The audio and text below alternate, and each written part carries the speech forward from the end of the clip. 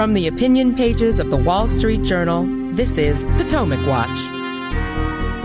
Welcome back. I'm Paul Gigot with Kim Strassel and Kyle Peterson, and kind of doing the political potpourri here today. And Joe Biden did an interview on 60 Minutes, not exactly the toughest interview I've ever seen, with Scott Pelley, but a couple of nuggets. Let's listen to Joe Biden declaring the pandemic days are done. The pandemic is over. We still have a problem with COVID. We're still doing a lot of work on it. But the pandemic is over. If you notice, no one's wearing masks. Everybody seems to be in pretty good shape.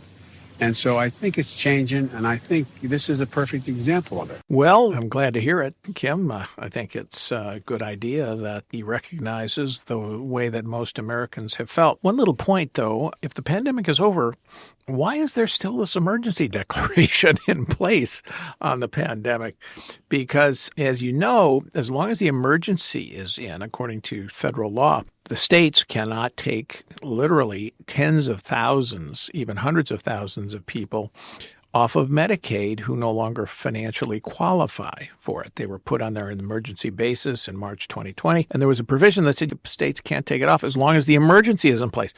So the feds say, emergency is still in place. What was the chief justification for the student loan write-off? It's an emergency. It's an emergency 3 weeks before he says the pandemic is over. Why is it an emergency? It's all one word, Paul, dollars. And this is Democrats' excuse to just keep spending like bandits. You had said possibly hundreds of thousands of people off of Medicaid. I would say maybe millions. If you look back at December 2019, yeah, right before the pandemic began, there were 71 million people on the Medicaid rolls. By this summer, that had ballooned to 95 million, about 30% of the entire country. And as you say, if the emergency goes away, potentially states are going to have to start kicking people back off because they're not going to get any extra federal dollars. You mentioned student loans, food stamps. We had food stamp work requirements that were suspended during the emergency. If the emergency goes away, people will have to, again, show some sort of work in order to qualify for some of these federal transfers. And Democrats don't want to do that. They especially don't want to do that right before an election. So my wager is that the emergency will keep going on for a while, even though, as the president said, the pandemic is over. I guarantee you the emergency will still be in place through this election. All right, look at another comment that Joe Biden made. He was asked about whether he plans to run for re-election. Let's hear what he had to say. If I were to say to you, I'm running again, all of a sudden a whole range of things come into play that I have requirements I have to change and move and do. In terms of election laws? In terms of election laws. And it's much too early to make that kind of decision. I'm a great respecter of fate. And so what I'm doing is I'm doing my job. I'm going to do that job. And within the time frame that makes sense after this next election cycle here, going into next year, make a judgment of what to do. You say that it's much too early to make that decision. I take it the decision has not been made in your own head. Look, my intention, as I said to begin with, is that I would run again. But it's just an intention.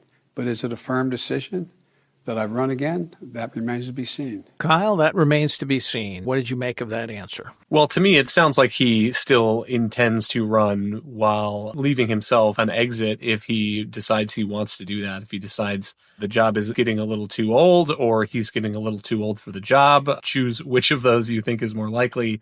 And it's true, there are certain campaign finance rules that kick in once you have announced that you're running for president. And it's been interesting to watch President Trump grapple with those because he's raised all of this money. And as soon as he announces that he's specifically running for president, he loses control over that money. And I don't know. I mean, I think we're still a long ways from 2024, and I think it can be easy to make too much of this. There were some similar comments that were made, I think a few weeks or months ago, by Kamala Harris saying she would be proud to be his running mate in the campaign. Then she had to walk that back, and there was a little bit of a hubbub. Is Kamala Harris really reserving the fact that Biden may not run again? To my eye, she was a little over her skis to say that he was running again. And so I think some of this has to do with just waiting till the time is right when you can make the big announcement and get the big splash that you want. Yeah, Kim, the conventional wisdom is that if Donald Trump does run again, then Joe Biden will have that much more incentive to do so and will be inclined to do so in particular because he thinks he's the only guy who has shown he can beat Trump. I guess that's true. He certainly did beat him, and nobody else has done it. And with the fact that he has climbed in the approval ratings to kind of now back up to mid-40s or so in most of the polls, some still have them in low 40s, but mid-40s, I guess, on the averages, then there's no immediate danger that he will be challenged if he does run in a primary by somebody. I mean, that's still possible, I guess, and particularly we'll see what happens in the midterms. That will also be a calculation he has to make. Would he have a primary challenger? I think the odds are falling on that, particularly if Trump runs. Well, the amusing thing is that if it's his calculation that he would run if Donald Trump did. Apparently, from everything I've heard, one of the main calculations that Donald Trump has is whether or not Joe Biden's going to run, because the argument is that he would feel more tempted to do it because it would be a rematch, a grudge match if Biden ran again, or if Hillary Clinton were to suddenly emerge and run again. Wonder what happens here. Like, how long does this waiting game go on and who goes first? But in terms of the immediate question, there's no good reason at the moment for Joe Biden to announce his intentions. If he were not going to run, he certainly doesn't want to announce that before the midterms because that could potentially demoralize some voters or send a signal that he feels his party's in trouble. So he's not going to do that. And he's got the time. And yes, he needs to see, we've had a lot of sniping from the ranks among Democrats suggesting he's too old and he should get out.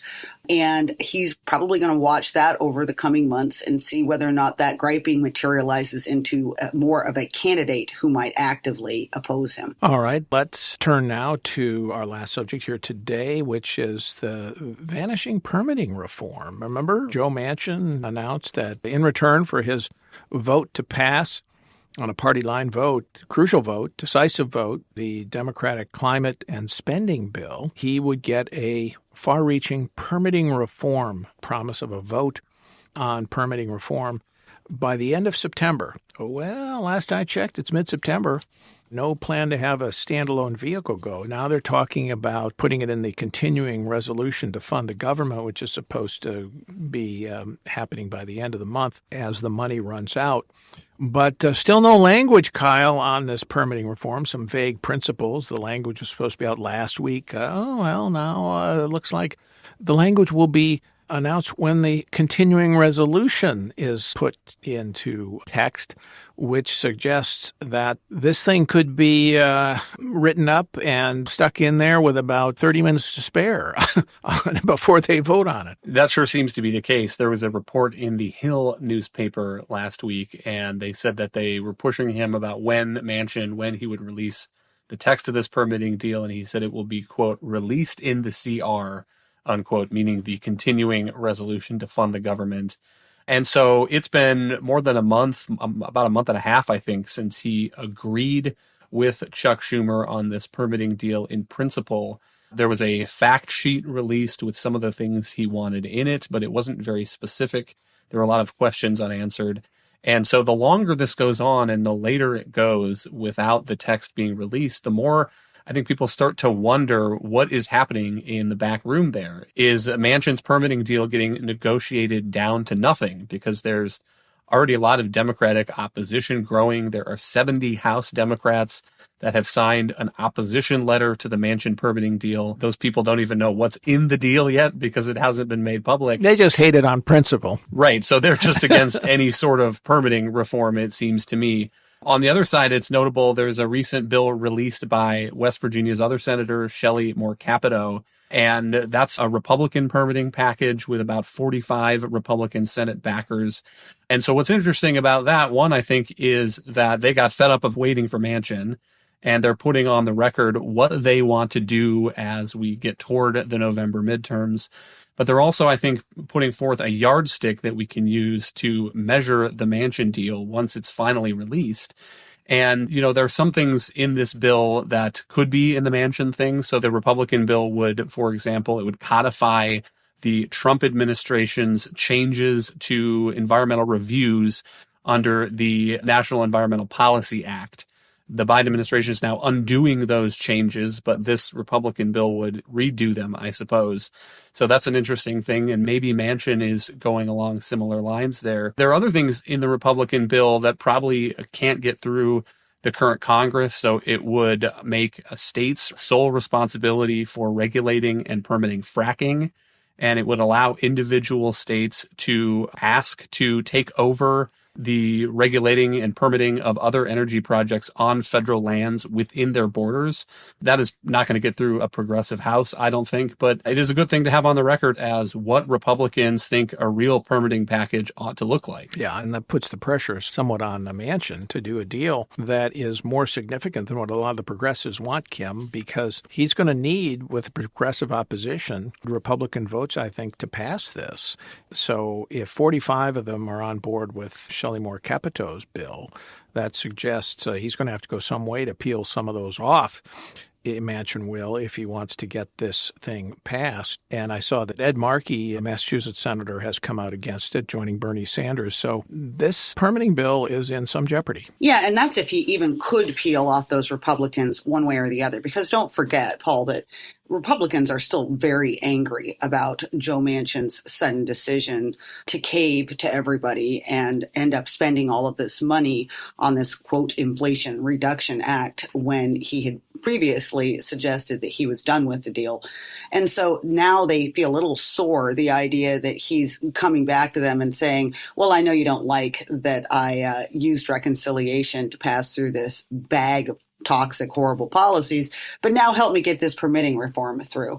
And he himself has suggested that he might need as many as 20 Republicans to come along. You were always going to need at least 10 because you need 60 to get past the filibuster for the CR. But that further suggests that he's seeing a number of senators on his side defecting from this and saying they won't vote for it. This is arguably why we haven't seen the text, because there's clearly big time negotiations going on behind the scenes to see who can get pulled from where. But I still see this as very hard to imagine it getting across the finish line. All right. Thank you, Kyle. Thank you, Kim. Thank you all for listening. We're here every day on Potomac Watch. Send your comments to pwpodcast@wsj.com. And if you like the show, please do hit that subscribe button. Wall Street Journal subscribers can also join Kim and Karl Rove and yours truly for a live opinion event. Can Republicans retake Congress? On Monday, October 17th at 7 p.m. That will be live in Dallas or streamed online. And for more information, go to wsjplus.com/opinion live for tickets and more information. And as always, we will be back here tomorrow for another edition of Potomac Watch.